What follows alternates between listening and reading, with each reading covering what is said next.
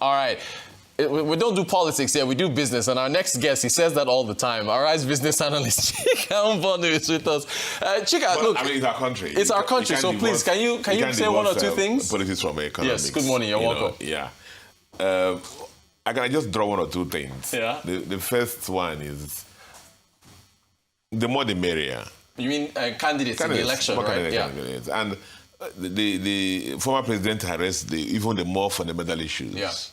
Really more fundamental issues. That there was a poll that somebody carried the other day, and he was going around the streets, interviewing the so-called youths and those who want to change. Yeah. How many of them don't have voters card? Yeah, they're not voting. Yeah, so that's even more important. That's one thing. People should go and register to make sure they can vote. The other most important thing is that let the votes count. Yeah. If the votes count, let the best person always, like a country will get the best deal. Yeah. So the onus is on INEC. I want to show you, I'm sure INEC knows this, that each time people lose confidence in the results, the umpire... They won't be incentivized to vote. For the next one. Right. In the last election, a lot of people just came out, dancing, food, everything. And neighborhoods closed down. And let the votes count. Right. Let the results, So INEC has a lot on its own, to make sure that citizens come. Yeah. If the votes count, no matter who it is, people come out and vote. Yeah, I mean, you see, like, our nation has been starved of quality leadership. Yeah. And I focus a little more on the state levels. You see something like a state in Abia State, where we have some semblance of governance. We're so starved of good governance that when we see things that resemble it, we come out. Yes. Okay. People are saying, Abia, nobody should contest. So that's what it is. Let citizens go and register. Make sure they have a vote, voting cards.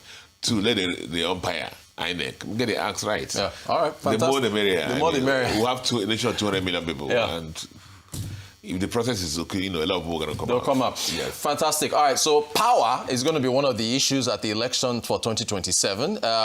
You were here. We discussed the former Minister of Power who has gone to contest for elections in his state. So we have now a minister designate. And the two things we're focusing on is Mr. Joseph Tegbe, who the president wants to be confirmed. He was making some promises about, milestones within 3 months. And then Aliko Dangote, in an interview with the CEO Mukhtar Diop of the IFC, saying that he's looking at 20,000 megawatts. So I don't know if how you want to take each one. Let's talk power. Let's talk electricity. Okay. Let me start by taking a step back.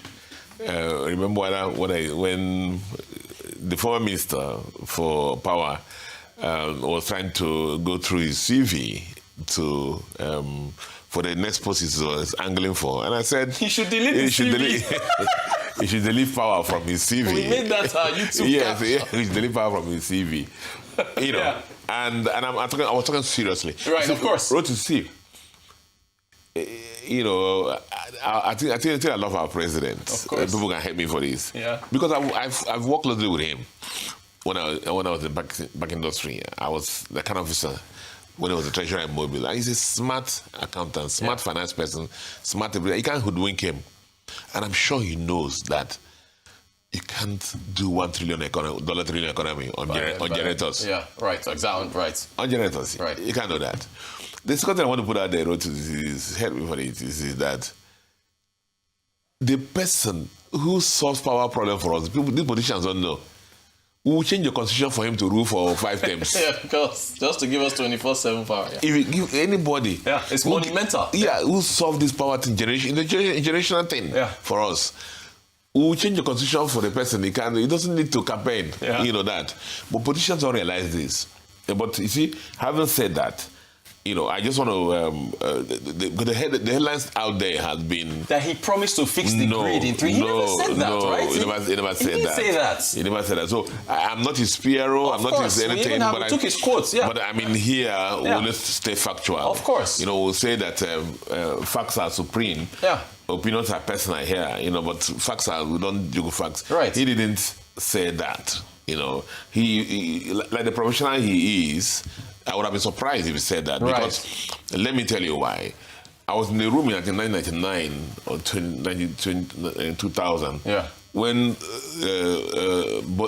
Minister Bola Ige was the Minister of Power and Energy, I think Power and something Energy that time. Yeah. The first economic summit that he addressed, he said he saw the problem of Nigerian power in 6 months. You know. Yeah. And a lot of other people have come out in that light and made promises they couldn't deliver because Nigerian power challenges are, really serious. They're very deep. Yep. And so everybody knows this. There are political issues, there are financial issues. It's not a technical problem again. It's political issues, financial issues, institutional issues, governance-related, corruption-related, and deep connected vested interests. Deep connected vested interests. And so if you look at the supply chain, there are 5 major parts. The gas supply, there are problems there. Yeah. Generation companies, Gencos, there are problems there. Transmission companies, that's the weakest link. That's the problem there. Distribution companies, the problem there. Collection money, that's the problem there. Yep, under-metered. So everywhere you go, that's a problem. So gas suppliers are owed money. Gencos cannot fully produce. TCN cannot evacuate enough power. Yeah. Discos cannot distribute efficiently. Many consumers are not metered. Many consumers refuse to pay. Government keeps subsidizing them. So the entire system is financially broken. Right. So can Mr. Tebe really succeed? Yes, he can succeed. Yeah. But let me tell you, as I push this into the end, there are 5 things, Rotus, that countries who solve the political problem have done already.